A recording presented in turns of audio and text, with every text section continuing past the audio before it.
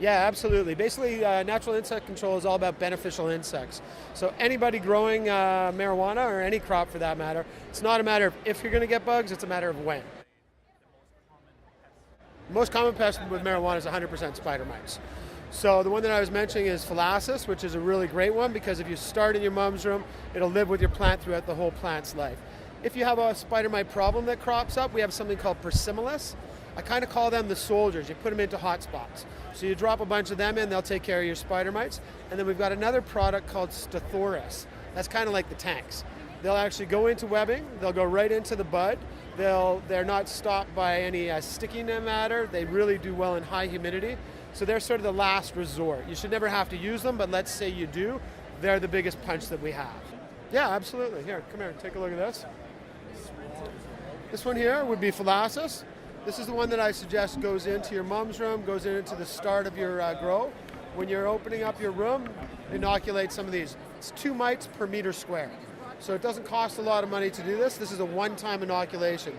You put these in preventative, spider mites will never establish on your plants. They try and land on your plant, these guys will consume them, literally.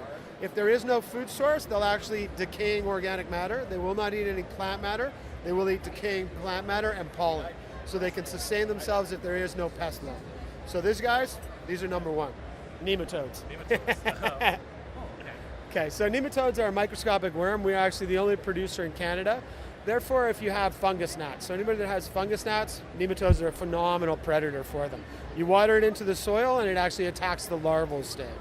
Yeah, so basically this is my sister and I now run the company. We're family owned and operated. My mother started the company 28 years ago. She started on her kitchen table. She was an organic grower and she was looking for something to take care of pest problems. At the time, there was nobody doing beneficials. So she went, looked at the market, realized there was a sort of black hole that nobody was producing. So we started making bugs. It's sort of growing from the kitchen table, bigger and bigger and bigger. Homegrowers, yeah, my biggest tip is clean. Keep your room as clean as possible. Get rid of any detritus or debris, leaf matter. When you go into your room, never go from a dirty room to your room. Never, if you have an insect problem, never go from the bad to the good.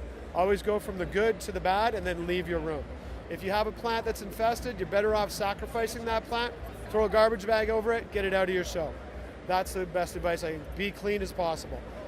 When you start your room, start clean, get some beneficials in there right away, because it's easier as a preventative than it is as a catch-up.